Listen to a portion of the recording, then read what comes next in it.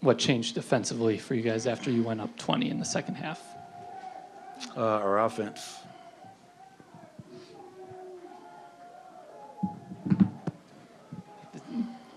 Did you feel like there was anything that you guys got away from offensively in that stretch after you reached that point? I'll have to go back and watch the film. How hard is it just to absorb a loss like this after going ahead by 20? Next question, man. The season's over. That's what's hard. Being up 20. The season's over. You don't understand that. The season's over. It's hard. Stupid-ass questions. Nicole and Jamal, Coach, carried a lot of the burden offensively for you guys. What sort of broke down between them within the second half, just within those actions? Well, I think so much was being placed on their shoulders. I mean, it was, we're expecting Nicola and Jamal to continue to pull rabbits out of their hat, man, and somebody else got to give some help. I mean, you know, Joker 34, Jamal 35. And, you know, we just struggle to make shots. You know, they're a really good defense. I thought our guys played extremely hard tonight to hold that team to 98 points, 39 from the field, 29 from three. But as I said all series long, are we going to be able to score enough in this series? And once again, in the 4 losses, we couldn't score. I think now after the 4 losses, we probably average around 85 points a game and 115 in the 3 wins. So we had it going. Jamal had it going in the first half. We scored. And obviously at halftime, you know, they picked up their aggression, ran off our misses. They became aggressive. And then the second half, they totally dominated the glass. We dominated in the first half. In the second half, they rebounded us 29-15.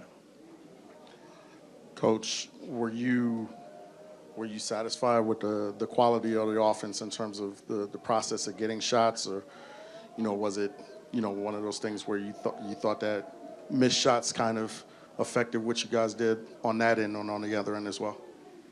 No, I mean, I don't think our missed shots affected anything except the scoreboard. I mean, again, they shot 39 from the field. Anthony Edwards was 6 of 24. So the missed shots didn't affect anything other than us not scoring. But to give up 98 points in a Game 7 on those percentages, I'll take that all day long. Was our offense where it needed to be in that second half? I think it could definitely have been better. We could have gotten probably better looks. You know, but again, for 82 games, they're the #1 defense for a reason. And we just weren't able to make enough shots and create enough good shots in that second half.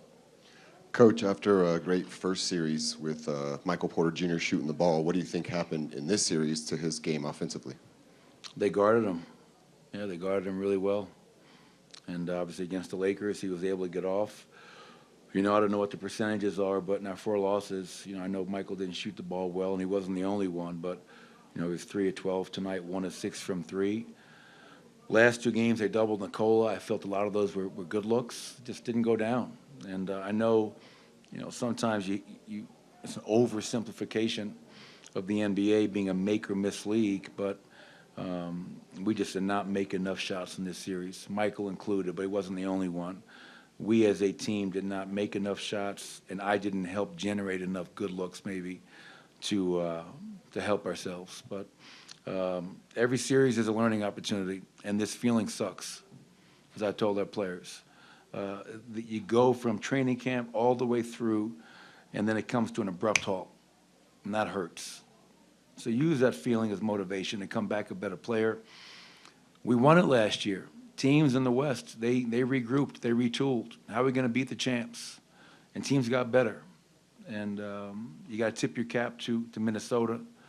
Obviously, Chris Finch, their team, Anthony Edwards, all their players. That was a hell of a series, and they gave us all we could handle. And you know, they wound up winning Game 7 on our court, which is a tough one to swallow. But we'll be back. We just got to find ways to look inside, look outside, and find ways to continue to get better.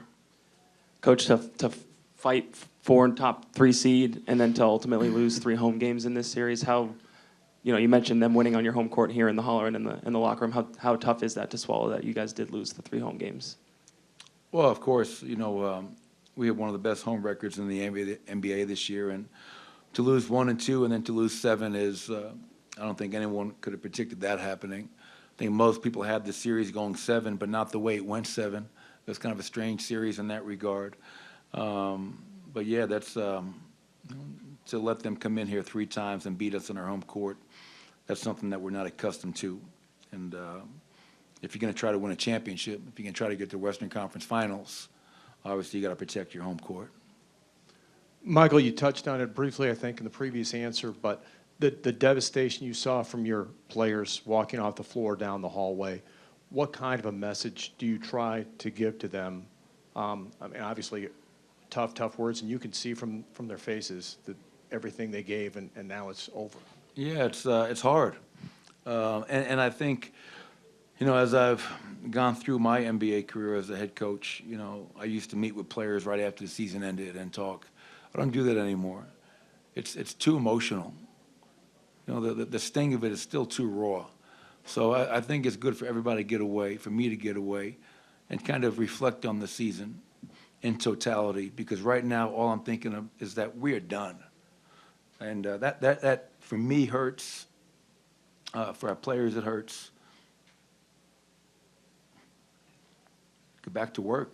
You know, I mean, we all have to dig deep, look inside, come back better individually, and then as a team, as a group, we'll get with Calvin, we'll get with Josh, and you're always looking at ways to get better, and that's what we're going to do.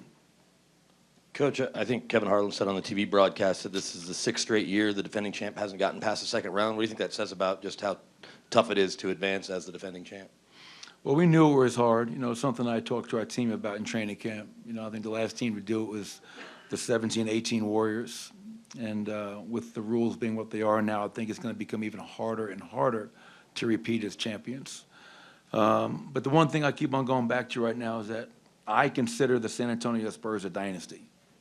And they never won back-to-back. So losing, the hurt of it, the pain of it, it helped us win our first championship. Can we use this year? You know, we tied a franchise record, 57 wins. We went 21-6 out of the All-Star break. We really stepped up.